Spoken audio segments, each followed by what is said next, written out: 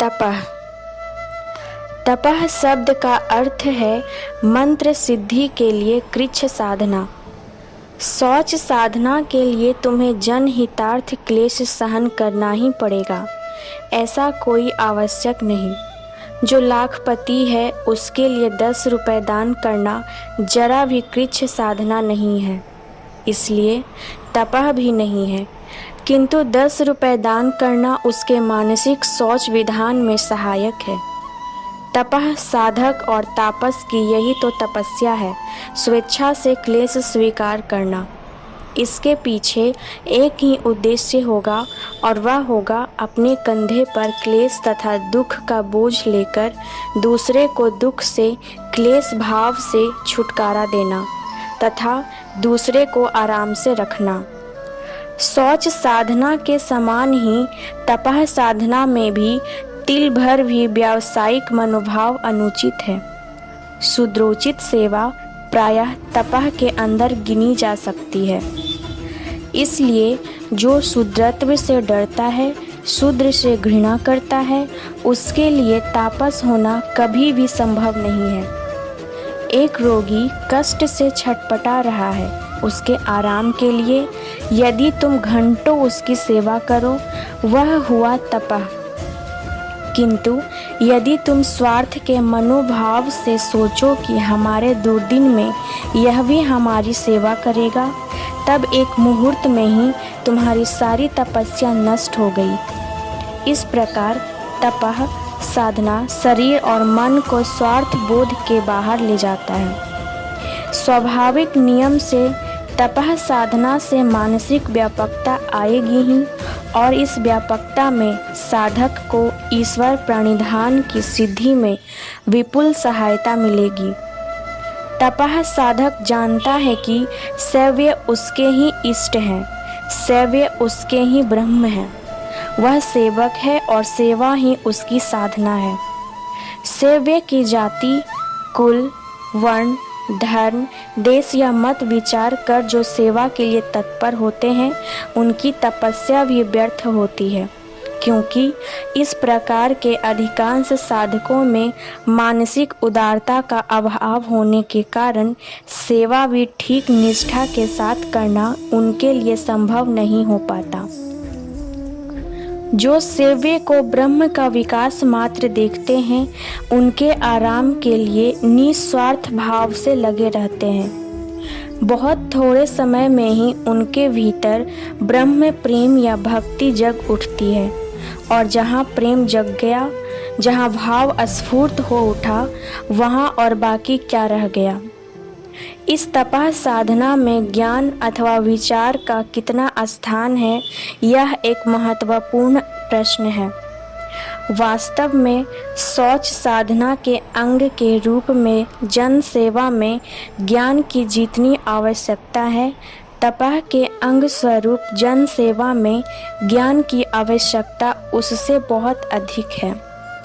ज्ञान वर्जित होने से तपः का अपव्यवहार होगा ही।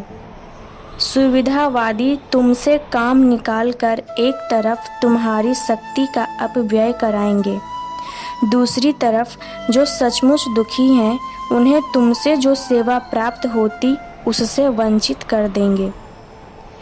यदि कोई कंजूस तुम्हारे पास आकर अपना दुखड़ा रोए, गिड़गिड़ाए और उसका दुख कष्ट दूर करने के लिए तुम उचित परिश्रम करो, उसके लिए रुपए पैसे से या शरीर से सेवा करने की व्यवस्था करो, तो वहाँ तुम्हारा तप ज्ञान और विचार रहित होने के कारण व्यर्थ हो जाएगा।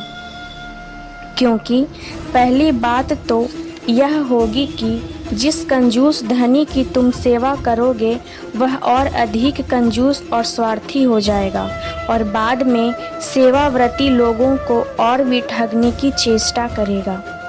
दूसरा, उसके स्वरूप कुछ न कुछ जान लेने के कारण तुम्हारे मन में भी एक प्रकार की ग्लानि उत्पन्न होगी। उसके प्रति तुम्हारे मन में कुछ शत्रुता का भाव जग जाएगा। इसीलिए तपह का अनुशीलन करने के समय यह अच्छी तरह जान लेना चाहिए कि तुम जिसकी सेवा करने जा रहे हो उसे सचमुच तुम्हारी सेवा की ज़रूरत है कि नहीं, और यह जानकर ही सेवा के काम में लगना चाहिए। तप की साधना के समय सदा ही नीचे की ओर देखना चाहिए, ऊपर की तरफ नहीं। जो तुमसे दुर्बल है, तुमसे दरिद्र है, तुमसे अशिक्षित है, भोले और अवहेलित है, उनके लिए ही तुम पर अधिक भार है, उत्तरदायित्व है। जो तुमसे ऊंची श्रेणी के लोग हैं, अर्थात तुमसे अधिक धनी हैं, अधिक शक्तिशाली हैं, उनके लिए तुम्हारा दायित्व बहुत कम है। इसलिए कहाँ तुम्हारी जवाबदेही कितना है, यह ज्ञान की सहायता से जान लेना होगा।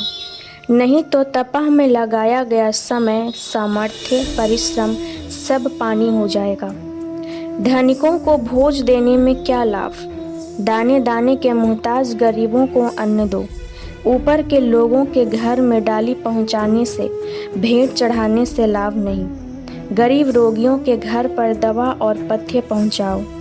धनी संपन्न लोगों की खुशामद में समय नष्ट करने से लाभ नहीं। जो विपन्न है, दुखी हैं, उनके मन को अपनी हृदय की मिठास से जीतकर उन्हें अपने समाज की श्रेणी में ऊपर उठा लो। ज्ञान रहित तप के द्वारा तुम ब्रह्म को नहीं पा सकते, क्योंकि वहाँ तुम्हारी वस्तु का उपयुक्त व्यवहार नहीं होता। परंतु यह बात भी ठीक है कि कुछ न करने से कुछ करना ही अच्छा है। इस दृष्टि से ज्ञान वर्जित तप भी अच्छा है। बुद्ध ने कहा है, जिन्हें कद्रियम दानेन सच्चेन अलिक वादिनम।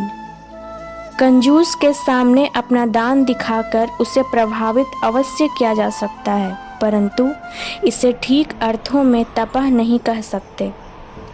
तप की एक और विशेषता है, और वह यह है कि मनुष्य में जब तक ज्ञान का अभाव रहता है तब तक वह अपनी कार्य शक्ति को प्रवृत्ति मूलक कार्यों में ही लगाता है।